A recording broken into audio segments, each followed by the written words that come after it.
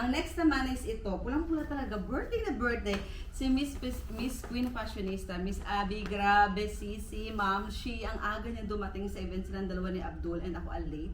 5:30 ako dumating doon and nandun na sila.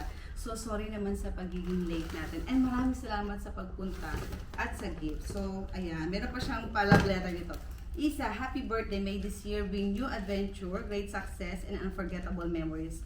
Here's to many more birthdays. Stay it, Queen. Queen Fashionista. Ay! Thank you, Ma'am Shi. Oh my God. Hi! Excited na ako makita ko yung laman nito. Alam mo naman, ang goal lagi natin is magpaganda ang balik alindog. Oh my God! Oh, di ba? Alam niya talaga na mas magugustuhan ko ang hickory coffee shake kaysa dun sa coffee shake kasi alam niya natatamisan ako dun. Pero ito, ay naku, nakakatouch si Miss Queen Fashionista. Alam niya talaga ito yung bet ko. Salamat. Kaya mo inumin ko yan. Para for the sexy goal na tayo. And ayan, may lip sleeping mask. O, di ba? Pampa-beauty. Oh, macchiato. Ay, alam mo talaga yung mga ino-order ko talaga sa yung mga flavor, no? Grabe talaga. Nakakataba ng puso. And, di ba? Meron pang banana cream, illuminating hydrator. O, di ba? Guys, sa mga gustong umorder kay Queen Fashionista, yan, umorder na kayo sa kanya.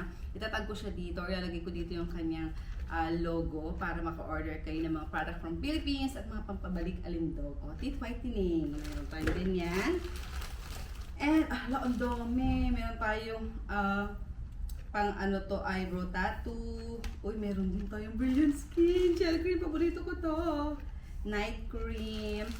And may soap, Japanese soap, ayan. Oh my God! And meron tayong pimple patch. Ayan. Ang dami! Thank you so much!